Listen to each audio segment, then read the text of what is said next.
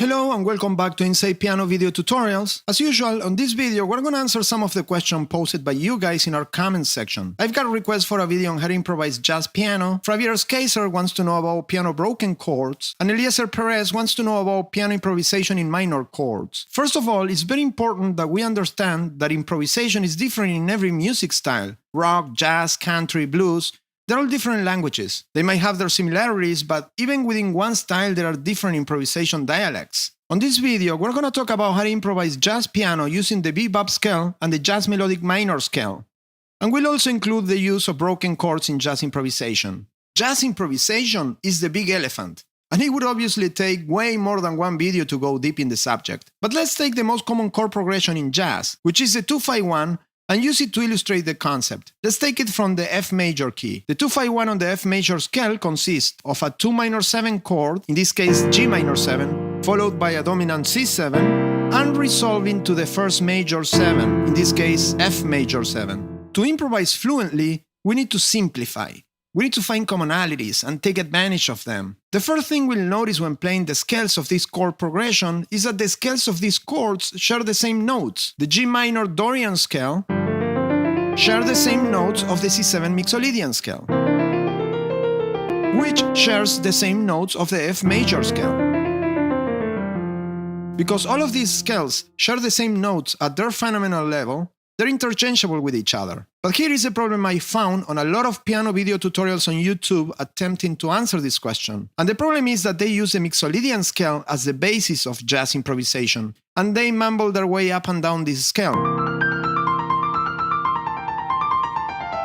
But somehow this scale doesn't sound right. It doesn't sound very jazzy. There is an innate flaw to this scale. The flaw of this scale is that this scale is rhythmically uneven, because the notes of the chord do not fall on the downbeat. And that's why it doesn't sound right. Let me show you. 1, 2, 3, 4. The downbeat notes are the notes of D minor. And that's why if you improvise jazz using this scale, you just keep losing your footing, especially when trying to play 16 notes. It becomes a nightmare. This is where the bebop scale comes into play. The bebop scale was designed to solve this inconsistency by adding an extra half-step passing tone. On the bebop scale, the passing tone is B, and the notes of the chord fall on the downbeat. 1, 2, 3, 4, 1, 2, 3, 4, 1. This is why this scale works so well. Now we have a rhythmically correct basic scale that we can use all over the chord progression ascending and descending. And we can play those 16 notes beautifully.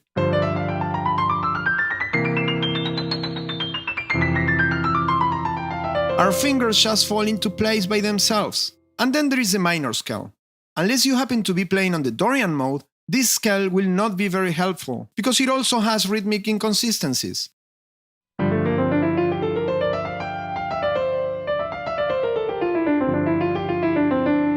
Same problem.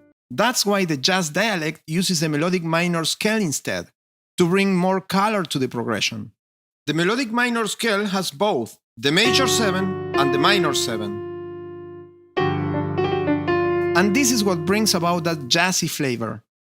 But there is a difference with the classical music melodic minor scale.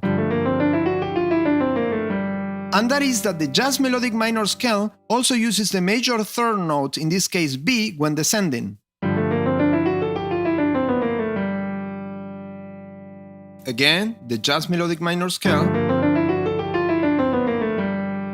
And since these scales are interchangeable, we can play the bebop scale over the C7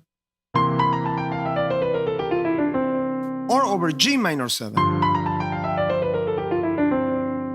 Or we can play the melodic minor scale over G minor 7 or over C7. Or we can use both scales on both chords. Let's play the melodic minor scale ascending and the bebop scale descending. On the minor chord,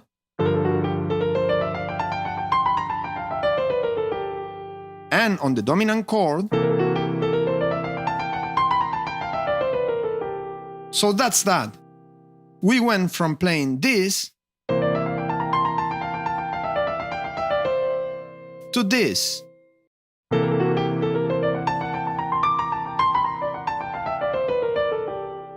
But now we need to leave the monotony of playing only scales. So let's use now broken chords to add to our piano improvisation. Broken chords are basically the notes of the chords arpeggiated.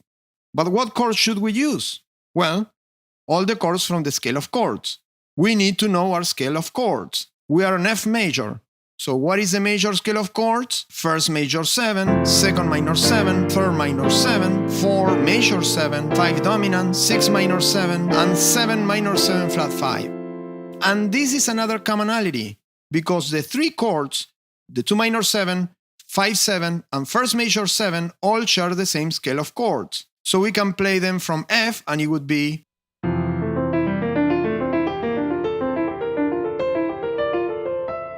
from G minor, they would be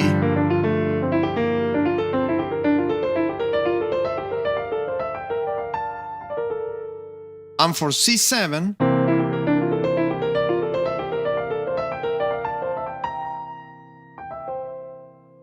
let me show you an example on how to use these broken chords on the piano to create different motifs. Let's start with the C7 broken chord.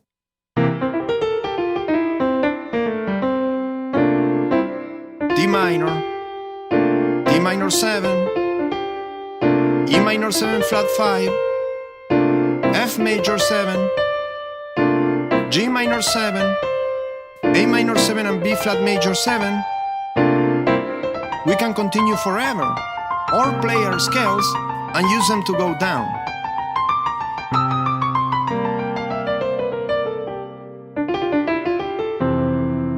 So what happened here? At the end of this last sentence, I use extra half steps on each of the scales, the bebop and the minor scale, which is another concept we haven't covered yet, the half steps rules of the scales. The bebop language is all about half steps. There are half steps rules for all the scales, which allow us even more rhythmic variety and freedom. For example, the bebop C7 dominant scale already has the B half step passing tone. But we can also use D flat and E flat as half step passing tones. We just have to be careful not to lose our footing. Let me show you what I mean by that. If we start from C, everything is fine and dandy. But look what happens when we play it from D. You see, we lose our footing immediately. As a rule, if we start from D, we should not play the B half step. Also, when playing from D, we can use the D flat half step passing tone. Also, when playing from E, we can play the B half step, or we can play the E flat half step passing tone, as well of all the others. But let's say, for the sake of argument, that we start from D and use the B passing tone anyway, and lose our footing. This happens because the notes of the chord are flipped to the weak part of the beat. 1, 2, 3, 4, 1, 2. But even so, we can get our footing back in the octave below.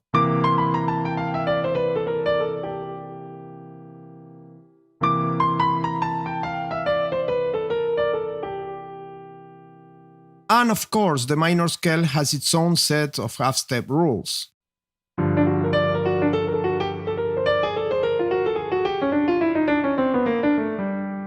And since the scales are interchangeable, we can use both scales with their half steps on either chord. Let's play it on C7.